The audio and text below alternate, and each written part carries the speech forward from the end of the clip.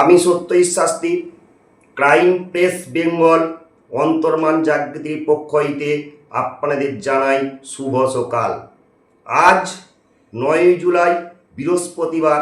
আজকের রাশিফল মেষ রাশি।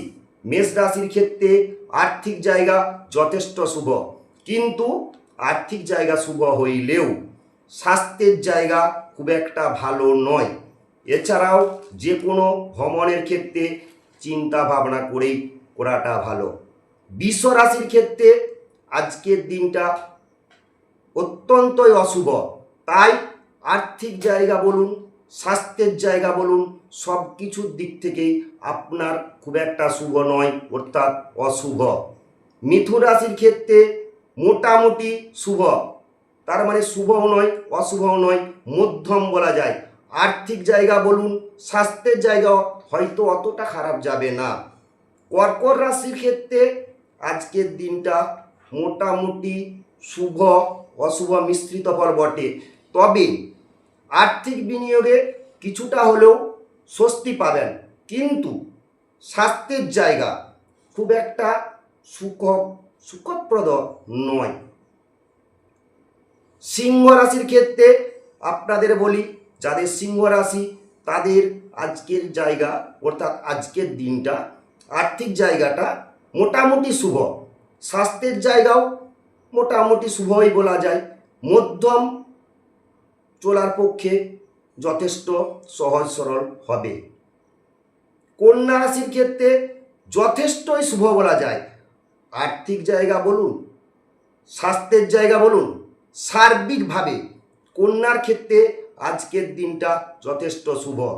তুলার ক্ষেত্রেও যথেষ্ট শুভাশুভ বলা যায়, অত্যন্ত শুভ বললেই ভালো।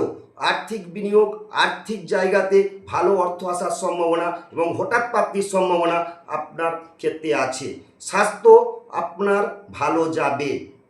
বৃশ্চিক রাশির ক্ষেত্রে মোটামুটি শুভই বটে।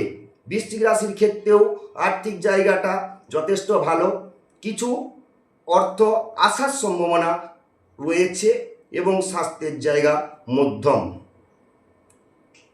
ধনু রাশির ক্ষেত্রে যেটা বলবো, ধনু রাশির ক্ষেত্রে দিনটা খুব একটা ভালো নয়, তাই আর্থিক বিনিয়োগ বা অর্থ আসার জায়গা যেটা আছে সেই জায়গা থেকে একটু সরিয়ে থাকাই ভালো।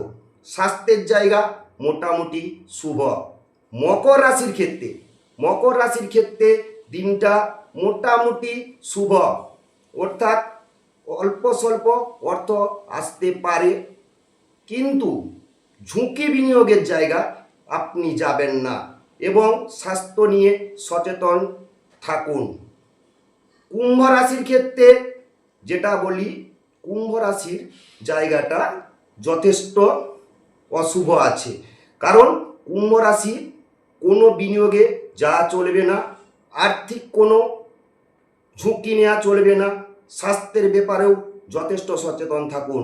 মীনের ক্ষেত্রে আজকের দিনটা অনেকটাই অশুভ, অর্থাৎ কোনোভাবে কোনো রিস্কে কোনো আর্থিক বিনিয়োগ বা আর্থিক লেনদেনের জায়গায় যা চলবে না। তাছাড়াও আপনাকে স্বাস্থ্যের ব্যাপারেও যথেষ্ট সচেতন থাকতে হবে। নমস্কার।